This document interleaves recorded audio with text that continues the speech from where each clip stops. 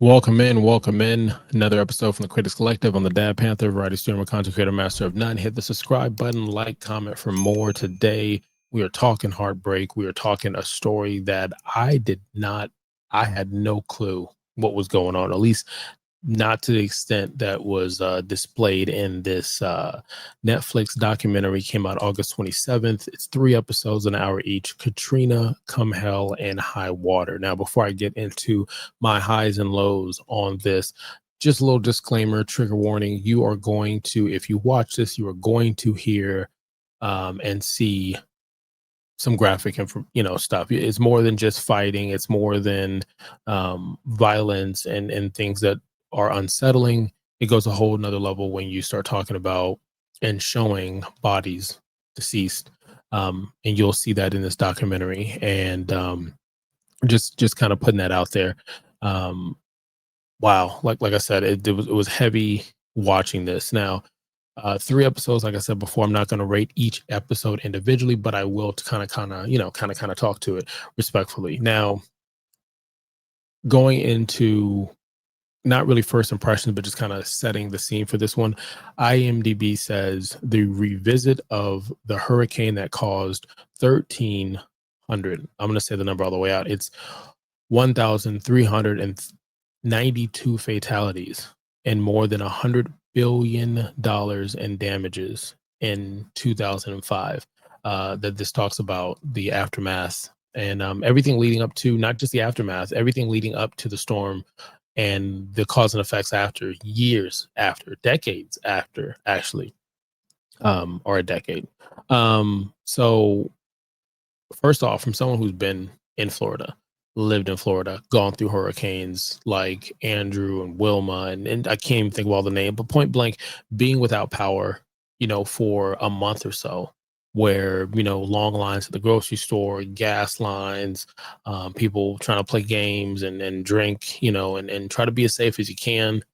And Florida man, Florida woman, not knowing the story and not knowing the extent of the story, it's kind of like you think you have no idea. You think you've been through something, but have you been through something? You know what I mean? Um, so for this, the cons, I would say that unfortunately this happened. National disasters happen, unfortunately, and that this happened. This is a con. You don't get this story if something doesn't happen. It's also a con to watch the infrastructure fail the way that it did here in so many levels. Yes, there's other areas we can talk about that have had infrastructures fail or the processes that go through the processes, but this was different because you're seeing it illustrated and documented with facts.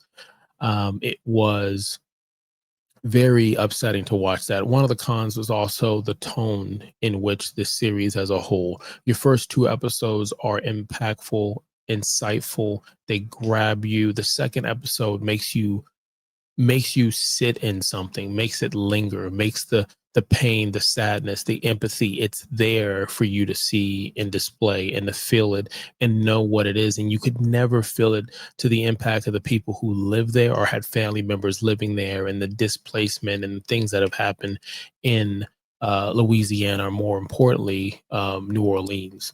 So you had that, and it's like, because of that tone, you get to the third episode, and the third episode hits you with something that you knew was coming, but the execution wasn't there. And it was almost like that could have been its own thing. And I think that would have really benefited from this if it was its own thing, because it goes in so much into neighborhoods being tore down so that other people move in to raise the price on that area. If you know that term, go ahead and put in the comments. It goes into blue and red states. It 100% continues the trend or conversation of political and hierarchy, and it just does it in such an increased way, and it just comes out of the blue if you don't expect it after what you've seen in the first 2 episodes. The third episode gives you a sit down that breaks down facts about education, about displacement, about buying a home, and seeing what happens with that. It breaks down insurance. It breaks down celebrities who come into not just here, but other national or world events, and like, hey, I'm a help. right at the same time my movie's coming out, and then they disappear. Like, it talks about that and showcases certain celebrities, which is interesting because, man, but it does that. And I feel like the disadvantage or what they took away from the series was, you ever had a conversation with somebody about something, and if they relate to it, they'll listen to it, but they're relating to it. So they're like, well, thank you for letting me know what I already know. Thank you for, shining the light on some stuff, and giving me more detail. Don't get me wrong, with all due respect, I appreciate it, but I kind of already know this. And you can have a different conversation. Now, if you're someone who doesn't know these things are happening, whether the facts are given to you, you may be a person who turns it off completely, who ignores it completely, who even at the face value sits there and says that's not real. That can't be. I don't know where you're getting that from. I think, not to say the message should have been softer, because that doesn't always, a spoonful of sugar makes the medicine go down. But I feel like some of this information, if it was put into those first two episodes, I think it would have been more impactful. And I felt like you had an opportunity to showcase these real issues in a way that maybe, people would have received it and soaked it up like a sponge, versus, from what I'm seeing, what I'm hearing online afterwards about this third episode, is it's kind of going in one ear and not the other, unfortunately. And the people who are taking this in are people who've been in this situation, people who know about these things and being able to see it in a different light. And unfortunately, to see that it's still happening. Now, the pros, I would go, the cast. It was a great cast. They went ahead, and it's really good to have documentaries that do this. They went ahead and gave you a full cast. And what I mean by a full cast of people to be interviewed and whatnot, you had politicians, police officers, you had people who lived in the city, people who lived and moved out, people who came back to the city, people who moved in, people who weren't around the city, but they had family that were there, people who lost people who almost lost people. There were so excuse me, there you had so many people. You had military, you had journalists, you had people who are in front of cameras as far as news anchors. You had all of this resources, and I'm just scratching the surface of the amount of people that they interviewed and went through. The other thing I enjoyed about it was, if you go back and watch the review for Ocean Gate, you go back and watch the review for 77 Minutes. Sometimes when you watch a documentary, whether true crime doesn't do it as much, but some of the other ones, the director is painting their picture, whether right or wrong. They're painting it, and you can either live in that world or not. I enjoy documentaries that allow you to see the information and come up with your own feel, whether right or wrong, conversate about it. And I felt like this did a good job of showcasing everything where you got a chance to see it.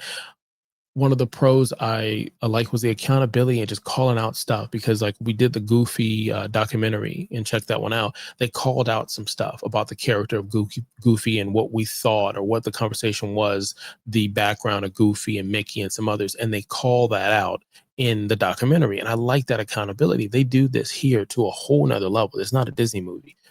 And what I mean by that, just I'll give you kind of one thing. Watching this, someone who graduated high school recently at the time that this happened, watching this, I just saw on the news where it was like, yeah, you saw people looting, you saw people carrying stuff, water up to their chest, and you're like, wow, this is crazy. And then you would see them as they're looting, and this is horrible, and look at what they're doing. I always thought of it, hey, look, they're surviving. But then you would see damn near the same street. They could have been walking two separate directions, and there might be someone who's a different color, you know, and they're carrying the same thing. Hell, they might be even carrying a fucking television and a sound system, right? A Sony Explode or something. And the conversation is, look at them trying to survive. Do you see what's going on in the streets of blah, blah, blah? These individuals are trying to survive. They are trying to live and find a new way. My goodness, bless their heart. And then they would switch. Look at these motherfuckers right here. These motherfuckers are stealing. Do you hear me? They fucking stealing. Oh, I can't believe this shit. Bill, do you see what I see? They're fucking stealing. And watching that being young, I realized what was happening. They focused on that. They talked about it. There's a book. I can't remember what the book was. I read this book. Let me know in the comment if you read it. There's a book that goes into the detail that happened after the storm had passed. And it was a lawlessness that was there. It was the sense of shoot on sight. It was a sense of if your community was gated or not, it had its own rules. And people died that they would, you're never going to hear the stories about what happened when things happen. To hear and see stories about people who were on top of the roof throughout the storm. Again, if you've never been in a hurricane, you understand like sometimes you're able to get a few drinks and go to sleep, or go to sleep if you're a kid. And by the time in the morning, you find out the damages and you go through it. But to stand on top or sit or huddle or interlock in arms on top of a roof during a major hurricane was just I never thought the possibility that anybody would have to put themselves in that way. Being in an attic because the water is rising and you chose to stay because the information wasn't given and there was no resources to get out. And they break down the information, how they didn't know they needed to move these many people in this time frame. Again, infrastructure, or just the process of what would happen if something goes wrong. And watching these individuals climb into the attic, and some of them not fully with the opportunity to open a hole in the roof so you can guess kind of how that outcome would happen. um to sit there and walk around and see the city the way it is, and just, man, like I said, it was a tough watch to watch this. I'm not gonna lie, I teared up. um First episode got me, and then I'm kind of getting it now. The first episode got me, and then the second episode, man, just right here, and it's just like, this is real. Why didn't we help these people? Like, again, 2005, graduated high school. Not too long before that, I'm assuming we're helping these people. We're helping our people. We're helping another state. And it makes me question, stuff that happened in Tennessee and North Carolina and Virginia, and stuff that happens in California with the fires, and stuff that happens in Texas. And it makes you wonder, like, are we taking care of our people in general, regardless of the color of skin, regardless their political background, regardless of their religion or spirituality? I think it's just, this was really eye-opening for me to watch. And with a heavy heart, it's time to rate this. Now, we rate from a 0 to a 5. We're talking Katrina, Come Hell and High Water. It's a mini series, 3 episodes, an hour each. Came out, like I said, the end of August, so this is brand new. This is rated M for mature. There is death, there is violence. They basically find people's recordings and they're able to tell this story. So we rate it from a 0, which is horrible, to a 5, which is excellent. Now, I have to keep in mind that I'm doing this based off of the whole, not the third episode, which isn't a bad episode, but I'm looking at it in 2 ways, 2 or 3 ways. But for the most part, I'm looking at it as, I enjoyed the full 3 episodes, but I understood the third episode. They didn't tell me anything that was new. It was more detailed. It was more angry. It was more, or anger. It was more like, man, this is still happening. Man, but what about this and this and this? And you can apply this in almost any state. You can apply this in some other countries. And I just kept thinking to myself, like, how does this hit the person who's watching this for the first time? How does this hit the person who doesn't live in that area, who's never been through a hurricane? How does it affect or come off to someone's intellect who doesn't see the world this way? You know? And I felt like, man, that's a strong tone on that third episode. I don't know if it resonated the way they wanted it to. And so with that being said, I would rate this a 4. I would rate this a solid 4. Now, even with that episode, 3, had the tone been different, I don't think it would have, to me, put it a 5. I think what it does is episode 1 and 2 and the way they told the story was so powerful that it outshines where episode 3 falls. Now, you could have been anywhere in the world. I hope you hit the subscribe button, notifications on, and check out the other videos, documentaries, and stuff that we have for reviews. You could have been anywhere in the world, and I appreciate that. Until next time, kalika